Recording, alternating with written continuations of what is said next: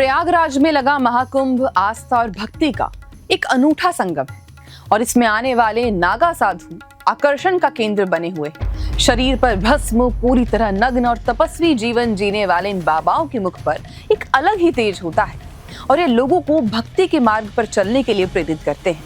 महाकुंभ में इनकी उपस्थिति इतनी महत्वपूर्ण होती है कि इनके बिना तो कुंभ को इमेजिन भी नहीं किया जा सकता।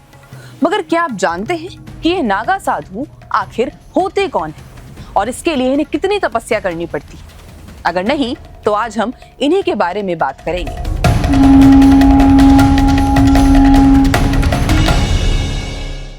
सनातन धर्म में साधु और संतों का विशेष महत्व होता है और इन्हीं साधु संतों में से एक होते हैं नागा साधु। नागा साधु भगवान शिव के अनन्य भक्त होते हैं और इनके साधु बनने की प्रक्रिया बेहद कठिन मानी जाती है। ना कोई घर, ना परिवार, ना सांसारिक मोह, ये अपने सांसारिक जीवन का पूरी तरह त्याग करके कठोर तपस्या और योग साधना में लीन रहते हैं।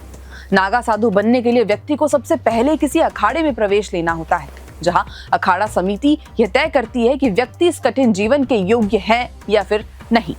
लेकिन कुंभ के इन 13 अखाड़ों में से सिर्फ 7 अखाड़े ही नागा साधु बनाते हैं, जो है जूना अखाड़ा, महानिर्वाणी अखाड़ा, निरंजनी अखाड़ा, अटल अखाड़ा, अग्नि अखाड़ा, आनंद अखाड़ा और आवाहन अखाड़ा।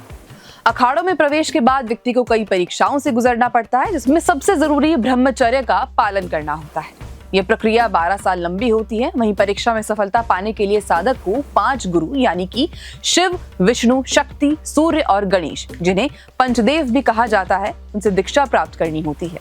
यह प्रक्रिया व्यक्ति को सांसारिक जीवन से पूरी तरह अलग कर देती है, जिसके बाद वो स्वयं का पिंडदान कर देता है, यानी अपने पुराने जीवन को पूरी तरह त्याग देता है, जिसे बिजवान कहा जाता है। इसी के साथ नागा साधु सांसारिक मोह से पूरी तरह मुक्त होने के लिए वस्त्र भी त्याग देते हैं, क्योंकि वो इसे माया और भौतिकता का प्रतीक मानते हैं। इसीलिए इन्हें दिगंबर भी कहा जाता है। बता दें कि दिगंबर का मतलब होता है कि जो आकाश को ही अपना वस्त्र मानते हैं और इसी कारण वे अपने शरीर पर भस्म का लेप लगाते हैं, जिसे वे एक आध्यात्मिक कवच मानते हैं। वहीं नागा साधु का जीवन कठोर नियमों से बंधा होता है। वे बिस्तर पर नहीं सोते और वरिष्ठ सन्यासियों से आशीर्वाद देने के अलावा कभी किसी के सामने सिर नहीं झुकाते। वो कभी भी किसी की निंदा नहीं करते, अपना पूरा जीवन आध्यात्मिक साधना में व्यतीत करते हैं। ये अपने विचार और खान पान दोनों में ही संयम रखते हैं। वहीं अगर बात करें इनके बर्ताव की तो इन्हें युद्ध कला में माहिर और गुस्से वाला माना जाता है, लेकिन ये कभी किसी को नुकसान नहीं पहुंचाते। ये केवल धर्म रक्षक होते हैं और इस बात की गवाही तो इतिहास भी देता है कि जब जब धर्म को बचाने की अंतिम कोशिशें बेकार होती दिखी हैं, तब तब नागा साधुओं ने धर्म की रक्षा के लिए हथियार उठाए। यहाँ तक कि जब भी भारत में विदेशी आक्रमण होते थे, तब राजा महाराजा इन नागा साधुओं की ही मदद लेते थे। ऐसा ही किस्सा है अहमद शाह अब्दाली का, जिसने मथुरा वृंदावन के बाद गोकुल पर आक्रमण कर दिया। तब नागा साधुओं ने ही उससे मुकाबला करके गोकुल की रक्षा की थी। हालांकि भारत की आजादी के बाद इन अखाड़ों ने अपनी सैन्य भूमिका छोड़ दी।